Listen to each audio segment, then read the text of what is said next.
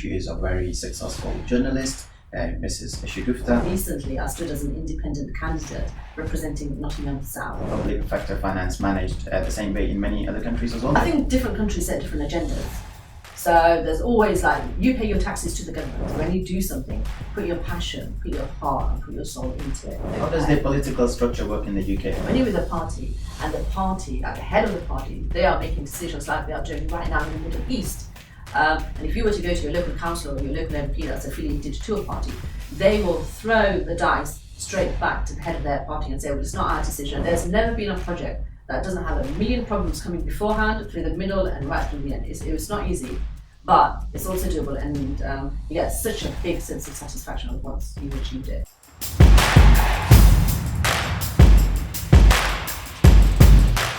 Hello everyone, welcome back to my channel. Hamza here, and I got another guest with me. She is a very successful journalist, Mrs. Shagufta, and I'll let her do her introductions. So Shagufta, if you want to introduce yourself. Yeah, thank you so much, Hamza. Thank you for inviting me. It's such a pleasure to be here. And my introduction, well, I've got a fair few heads that I wear, a fair few hats that I wear. And as you said, I'm a successful journalist. But more recently, I stood as an independent candidate representing Nottingham South, and that was definitely a journey. Okay, amazing. That's great. Glad to hear. So you said that you got a lot of other caps that you wear. So tell me a bit more about them. Like what else you've been doing? What else you do? Yeah, it started off many years ago, and I think one of the take-homes that I also was mentored. And I think you always need a mentor to support you on your journey. And one of the things that I was told very early on was that when you do something, put your passion, put your heart and put your soul into it, and it will be recognized and it will be rewarded at some point. And it kind of something sometimes sticks with you, and that stuck with me. So, you do the usual thing, you go through college, you go through school, you go through uni. And when I got to uni, I just had an interest in public sector finance. And back in those days, we're talking well over 20 years ago, there wasn't really a demand for public sector finance, but I just took a shine to it and I did that. And I think that's where I found myself. You have to find yourself thinking, what am I interested in? What do I like to do? And you're kind of like in no man's land, because you like half a dozen things, anything that comes your way, you think, oh, this is interesting, this is interesting. And you're still learning about yourself, you're still finding yourself. And I think that was, for me, was my break. I actually found it very interesting. I could, break barriers, I could think way beyond the box, and I did well. And from there, I became a public sector finance specialist. And what that actually means is you are now dealing with government funding. Back in the days when we did have government funding, we'll talk about Nottingham and the crisis that we're in at the minute, and how that is so useful to see that. And so very quickly I rose up in the ranks, and I was headhunted for some of these roles. And I was chair of LEARN, which was Lent and Education Regeneration Network in Nottingham. And I was chairperson of nearly £7.5 million. I was then vice chair of another government regeneration organisation, and I kind of came at the end of it when it was like closing down and downsizing. But it was my model that was used in the downsizing structure, because obviously you have to now close down the project. It's very well, you've got a good project and you're running it, but also you've got to close it down and make it fit for purpose and have a structure to that. And that was the £12 million of urban funding, of European funding. So combined, really, I was chair and vice chair of £18 million, and that is a huge responsibility, because you have a team, you're not there by yourself. And if anybody in the team messes up, it's your neck. It's your neck on the chopping line. You, the one who has to face the music, not them, even though it's their mistake. Mm-hmm. It's the chairperson. It's always the chairperson of the organisation that faces the questions, that faces the scrutiny, and it's their face being associated with that project. So it's a very big responsibility that I have. So were you approving every single project at the end, or was it the team approving some of them? No, it's always the team that approves, but you have an oversight. And because of the background that I had, I was able to see that and say, well, this project doesn't actually cover the objectives that we have, and how are they going to evaluate? So you set the evaluation process right at the start. You don't do that, it's built into the project. How will you evaluate? Because with what I argue is that with normal finance, you have accountants, you have profit and loss, you have normal businesses, but it's very, very clear cut. Either you're making a profit or you're making a loss, and there's no in between, there's no grey areas. You're either headed towards a loss or you're headed towards a profit. It's straightforward. With government finance, they're not measured in profit, they're measured in service. So if you were to argue the point about schools, so schools or the NHS, they will receive X amount of funding from the government. Now, if a school is failing, you have Ofsted, the government inspectors will go in and try and see whether that money is being used for the benefit of children. And the government will set a target, like say, so much percentage of the school kids need to receive A to C grades within that specific year. And if they're not, then there's questions to be answered. And that is how you set public sector finance. And that's how you do that. So coming on to Nottingham, we have a bankrupt city council. So it looks like somebody didn't do their job properly. Yeah, so we will get into that a bit more into at the later stage. So going back a bit in time, so you said that you studied the public sector in university. What did you do before that? How come? Like obviously, as you said, it's not easy for a young person to find themselves or kind of figure out what is it and what is it that they want to do in life and what is it that they want to achieve as well. So how was the journey before that? So how was college? Were you born here in the UK? Or? Yeah, I was born and bred UK, and I think many people from my era would recognise what used to happen in those days, and it wasn't really that straightforward going to college and university. It was a very different era, and especially for girls and for men and for boys.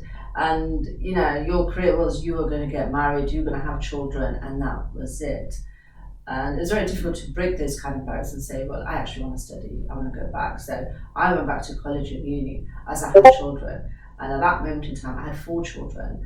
And then I was blessed with triplets. And at that point, I was a race equality development officer. I was working for the Office of the Deputy Prime Minister. So I was travelling from Nottingham to London for that role.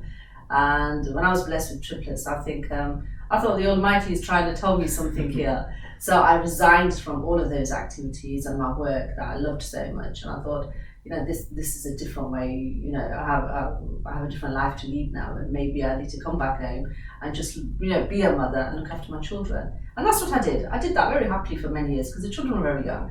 I was going to pretend to be Superman. I think there's so much responsibility on women these days. It's so tough. You have to be a good mother, a good wife, a good sister, a good daughter. And it's overwhelming. And then if you're working on top of that, it's very, very challenging. And then you're blessed with triplets. That took every bit of management experience I had to look after 3 little babies. Yeah, I assume your husband helped you out there a lot as well. Or how was it? How was the experience there?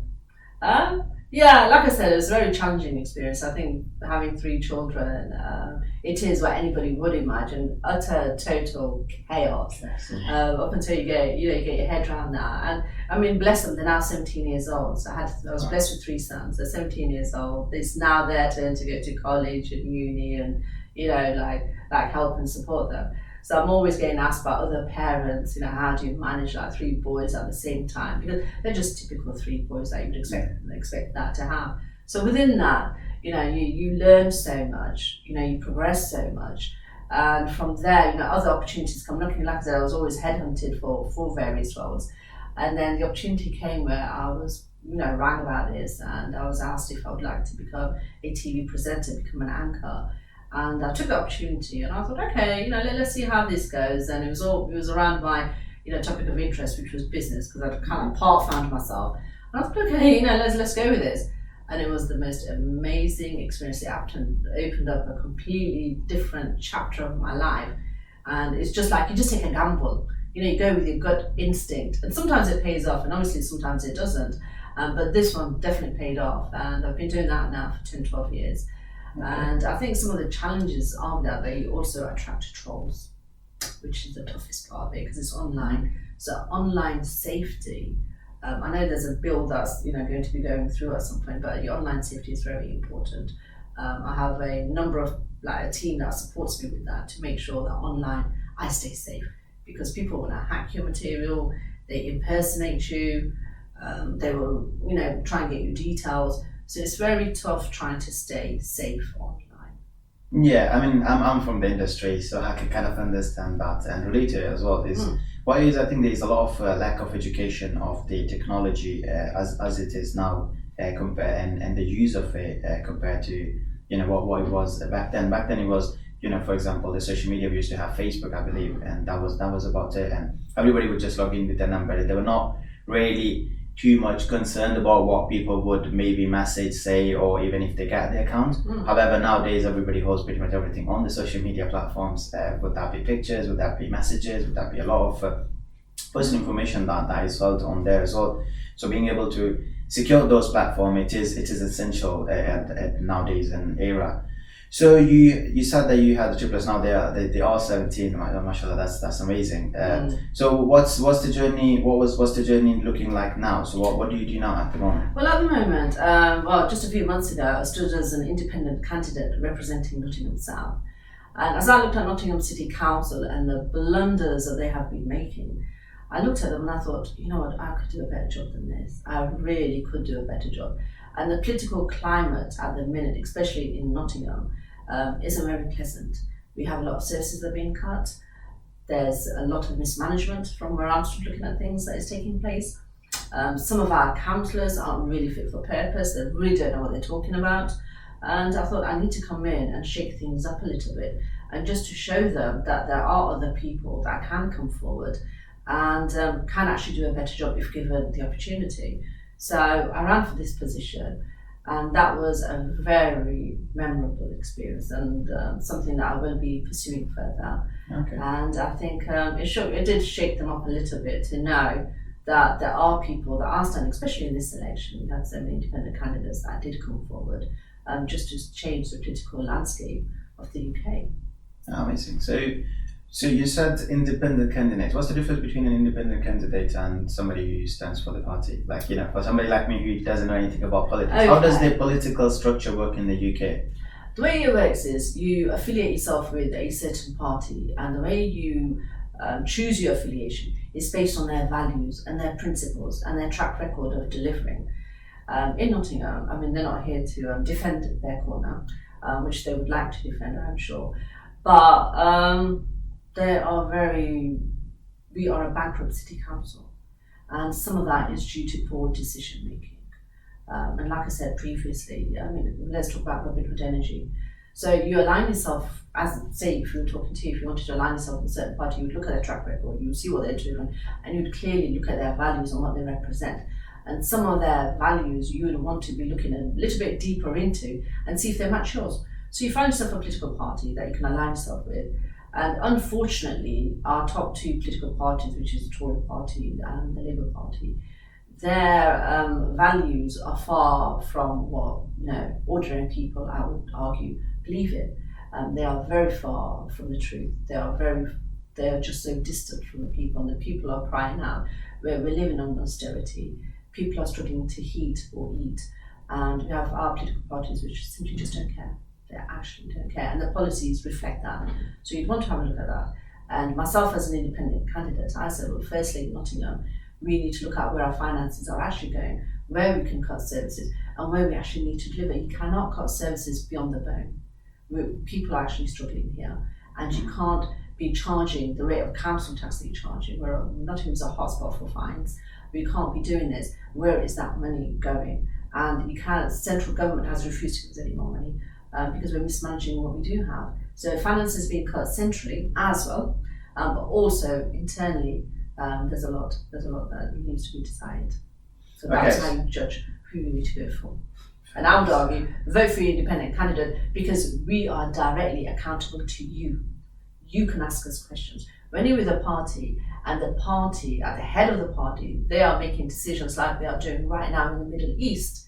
And if you were to go to your local councillor or your local MP that's affiliated to a party, they will throw the dice straight back to the head of their party and say, well, it's not our decision. We do, they may say that they agree with you, but by and large, they will not say that. And you're stuck in thinking, I voted for you. I did not vote for millions and millions of British pounds and personnel to be fighting in the Middle East. We need money back in our country. We need services in this country. Why are we fighting wars in different places for? Why are we sending our troops there? Why are we sending our money there? We need finances right here in our own city, like Nottingham, which is bankrupt. You have questions there. We have questions to ask. That makes more sense to have a party that has a whole structure and a whole belief system, as you said, in place, compared to an independent candidate that doesn't really have the support of the party and the structure in place. Well, I'm just looking at from a business point of view. I know nothing about politics. And the thing with an independent candidate is that they are investing their own money. When you have party representatives, it's the party that is investing in them. So really, when your independent candidate comes forward, they've invested as a business, but it's not a business. I'm just trying to give an example. They've invested their own time and effort to believe in something that is actually real. And that stands for volumes as it is, because what you want is somebody that's actually going to fight for your corner. What is the point of backing a political party that when the time comes and your council tax is going high, your water rates are going high, all your bills are going high, you are struggling to heat, to make those kind of tough decisions, and they're not there for you? Why would you want to back such a party for? Get your point. Okay, so because when I go into Parliament, I'll be challenging those political parties. It's not enough to form a government, but at least your voice will be heard in Parliament. Right now, you don't have that voice because your representatives will not be fighting for your corner in Parliament. I see. So moving back a bit from politics to business. So you said that you studied business. Yes. So what did you do? I specialised in public sector finance. I did business management at uni. I studied at Nottingham South uni, and it was because of that I was able to manage the projects that I did, government projects, and that is why I can argue that I can come in as an independent candidate and fight for Nottingham and actually oversee some of these projects they are doing, and actually have the foresight, the ability, the capability of judge what is right and what is wrong. I see. So in terms of business, so you completed your studies in business management. How come you didn't pursue a business career and you got into public sector? Because public sector is what I specialised in. So naturally, if I'd studied business, people assume that you would go into business on a profit and loss basis. But because I studied in public sector finance, I then went into a business which is public sector. Okay. Public sector finance. Okay, so I did do what I studied, yes. Okay, fair enough. So that's interesting. So automatically when you say business, people just assume it's just straightforward business, it's profit and loss, and that's it. There's actually two strands to this. There's public sector finance, which is government based, and that runs into millions. And you're actually now doing public sector finance. Obviously, I'm qualified in both measures. So I can do profit and loss, I can do business plans, I can do feasibility studies. But when I did the feasibility study as part of my uni, I was out in Africa, in Gambia, and there was a whole team of us that went out as a group for this consultancy project, and we were looking at a feasibility study for the government to open up a library service. So your projects are then take a very different shape, and you're acting for the government. Okay, so essentially you get the funding from them and utilize them for their projects that are beneficial for their communities. And they need feasibility studies, they need business plans. So it'll be like, for Nottingham City Golf Club, again as a student, there's a team of us and we wrote a business plan for Nottingham City Golf Club, which at that time was making a huge loss. Okay. So it's how to change them around and make sure that they can actually break even.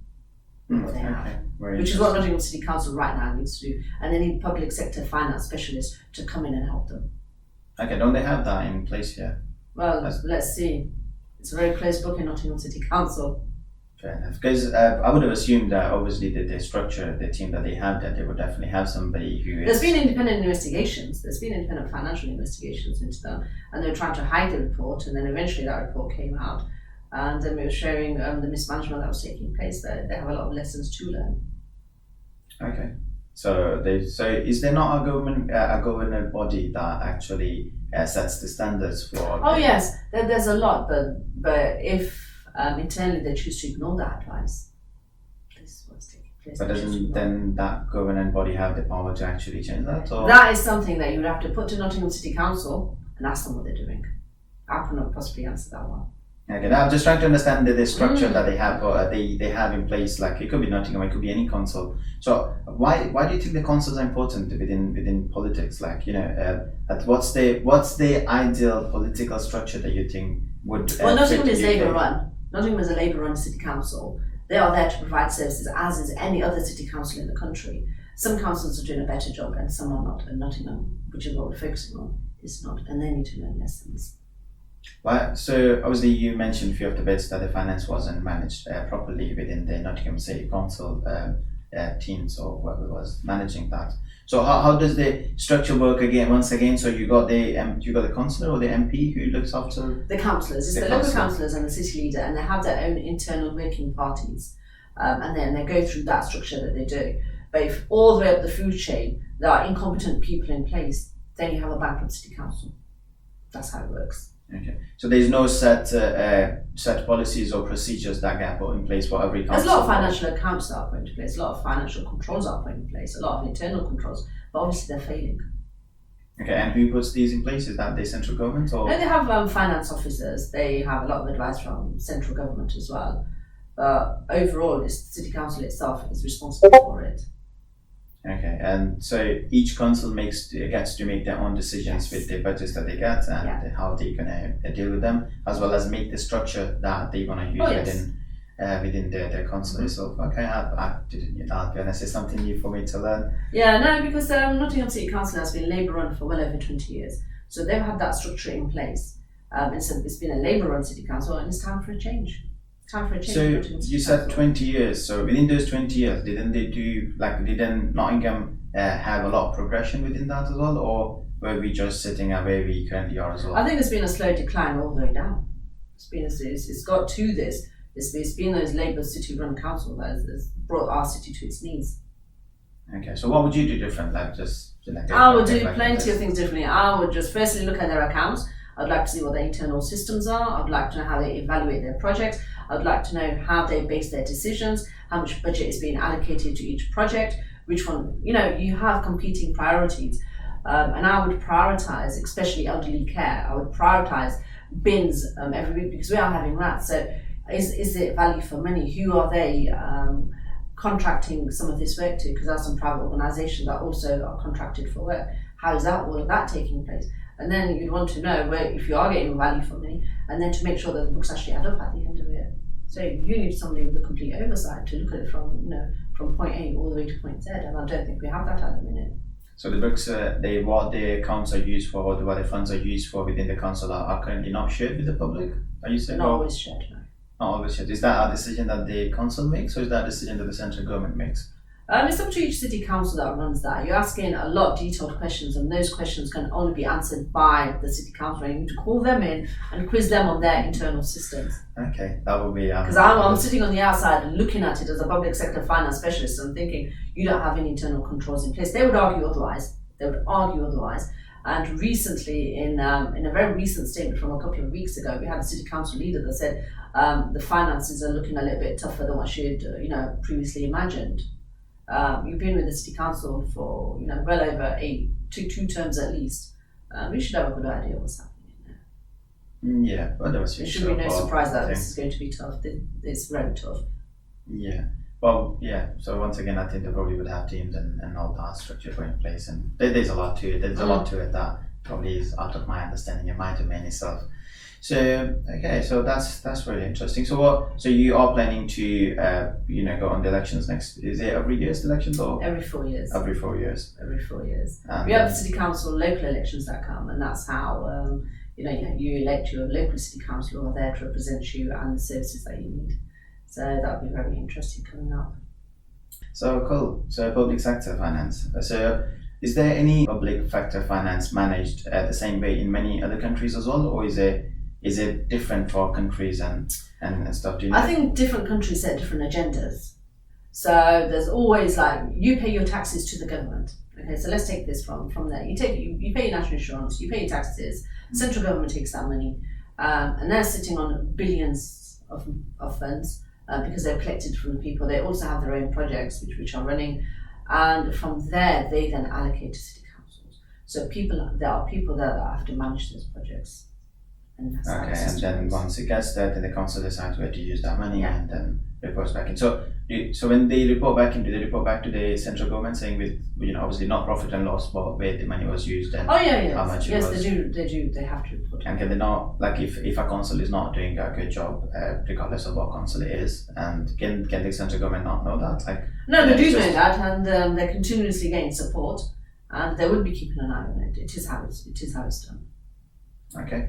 That's good. So So obviously we got a lot of young listeners in my channel, and there's a lot of inspiring to be entrepreneurs and businessmen. What would be one piece of advice? What would be one piece of lesson that you would like to share with them?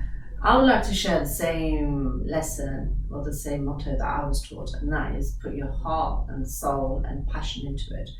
But in order for that to happen, you need to devise that project on paper. Sit down on paper. When something is written on paper or on screen or your iPad or your MacBook or anything that you want to set it out from start to finish of where you see things and how you're going to troubleshoot. There's never been a project that doesn't have a million problems coming beforehand, through the middle, and right through the end. It's not easy, but it's also doable, and you get such a big sense of satisfaction of once you've achieved it. And then go ahead, put your heart and soul into it. Try something new. Don't be afraid not to try something new. Just because nobody else has done that doesn't mean to say that you're not going to do that. And enjoy it. The big thing is enjoy it, own it, be proud of it, love it. And if the love isn't there, the passion isn't there, then you might be in the wrong place. Fair enough. That's really interesting. Thank you for sharing that. I do have one last question for you as well. So the question is, so if somebody wants to get into the public finance sector and wants to build a career there, what does the path look like? What would be the steps that they need to take? And firstly, they need to go to uni and get the qualification. You're not going to go very far if you don't actually understand what you're doing. Mm-hmm. And then after that, you need some work experience within that field.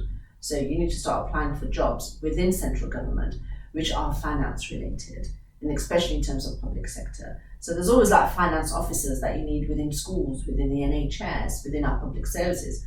Apply for those roles and take it from there. Okay, fair enough. So yeah, okay, amazing. Thank you so much for sharing that with us. Thank you everybody for listening to this podcast, and I see you on the next one. Thank you once again for coming to the show. Thank you.